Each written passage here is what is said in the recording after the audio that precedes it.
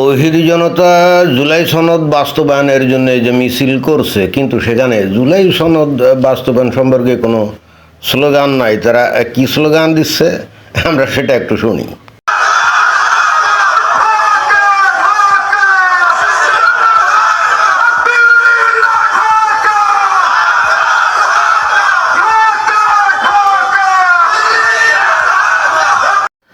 Slogan দিচ্ছে আবারও সেই দিল্লি না ঢাকা, ঢাকা ঢাকা।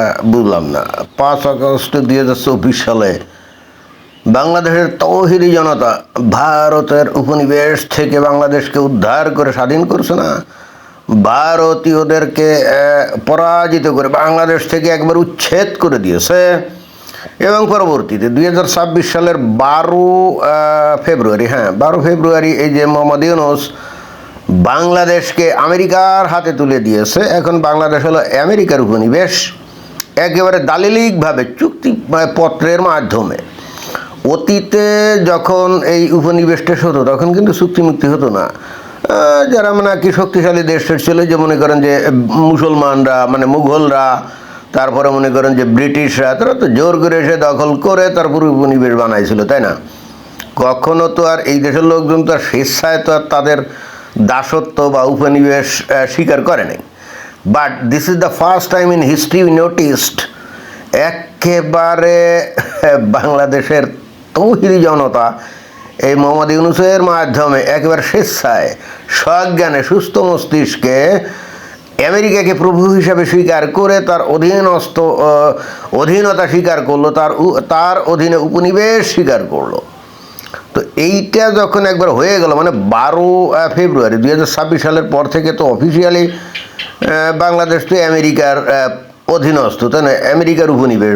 তাহলে এখানে দিল্লি না ঢাকা, ঢাকা ঢাকা, মানে এই স্লোগানের অর্থটা কি? মানে এটা তো বুঝলাম না। এগুলো কি স্বপ্নের মধ্যে ভারত বিরোধিতা দেখে নাকি এখনও, যেহেতু এই ন্যারেটিভটা বাংলাদেশে খুবই জনপ্রিয়, যে ভারতের বিরোধিতা করলে ভাইরাল হওয়া যায়, নেতা হওয়া যায়, জনপ্রিয় হওয়া যায়, সস্তা, মনে হয় সেই ধরনের কোনো একটা লক্ষ্য, মানে সেই ধরনের একটা স্ট্র্যাটেজি মনে হয় যে এটা গ্রহণ করছে। না হলে এখন তো ভাই দিল্লি না ঢাকা এই কথা বলার তো কোনো তো মানে সুযোগই নেই, আছে নাকি? এখন যদি স্লোগান নিতাম তো দিতেই হয়। যদি বাংলাদেশে কিছু স্বাধীনতাকামী মানুষ থাকে এবং তারা যদি স্লোগান দিতেই চায়, তাহলে বলবে কি ওয়াশিংটন না ঢাকা, তাহলে বলবে ঢাকা ঢাকা। কিন্তু সেটা দেওয়ার তো সুযোগ আছে বলে তো মনে হয় না। এই যে কয়েকদিন আগে বাংলাদেশের যে স্বাধীনতা এবং সার্বভৌমত্বের প্রতীক, এই যে কি জাতীয় সংসদ, তাই না, যেখানে সংসদ অধিবেশন বসে, তো সেই জায়গা রীতিমতো আমেরিকাকে দিয়ে দিয়েছে। কি জন্যে? আমেরিকা যাতে সেখানে স্বাধীনতা দিবস, 250তম স্বাধীনতা দিবস উদযাপন করতে পারে। আরে ভাই, স্বাধীনতা দিবস উদযাপন করার কি আমেরিকার জায়গা খুঁজে পাইল না? আমেরিকা কি আর জায়গা খুঁজে পাইল না? বাংলাদেশে যতগুলো এমবাসি আছে বিভিন্ন দেশের, তারা যে তাদের স্বাধীনতা দিবস পালন টালন করে সেটা তো তাদের এমবাসিতে করে, তাই না? আর যদি বৃহত্তর পরিসরে করতে চায় তাহলে কোনো মিলনায়তন ভাড়া টাড়া নিয়ে সেখানে করতে পারে, এমনকি কোনো স্টেডিয়াম ভাড়া নিয়েও করতে পারে। কিন্তু ভাই, আপনি বাংলাদেশের সংসদ ভবনকে তো আপনি বলে দিতে পারেন না যে এখানে এসে তোমরা স্বাধীনতা উদযাপন করো। এটা তো বাংলাদেশের স্বাধীনতা সার্বভৌমত্বের প্রতীক, তাই না? আর সেখানে আমেরিকা গিয়ে যদি স্বাধীনতা দিবস পালন করে, তাহলে এটা তো বলাই বাহুল্য যে বাংলাদেশ আসলে অফিসিয়ালি যে আমেরিকার উপনিবেশ, এটাই তো প্রমাণিত হয়, তাই না? কিন্তু বিষয়টা হলে অন্যখানে। এরা এখানে এসে এই যে দিল্লি না ঢাকা, আমি যদি তারপরও ধরেন যে মানে তর্কের খাতিরে যদি আমি মনে করি যে না, এখনও আমেরিকাকে আউট করে দিয়ে হয়তো মাঝখানে ভিতরে আমেরিকাকে আউট করে দিয়ে ওই দিল্লি আবারও, মানে ভারত আবারও বাংলাদেশে প্রভুত্ব বিস্তার করছে, আমি যদি ধরি, তাহলে তো তাদের স্লোগান ঠিক আছে, তাই না? কিন্তু কথা হচ্ছে সেই স্লোগানটা তারা এখানে কেন দেবে? তাদের তো দেওয়া উচিত কোথায়? ওই যে ভারতের ওই ভিসা সেন্টারে, ভিসা আবেদন কেন্দ্র আছে না, যে IVAC centre, Jamuna future park, তাই না, যেখানে ওই যে ভারতের ভিসা টিসা দেয়।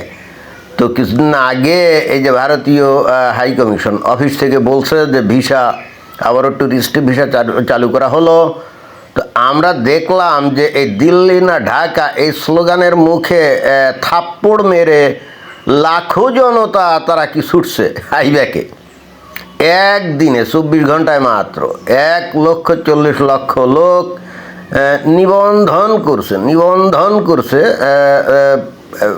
ভিসার জন্যে।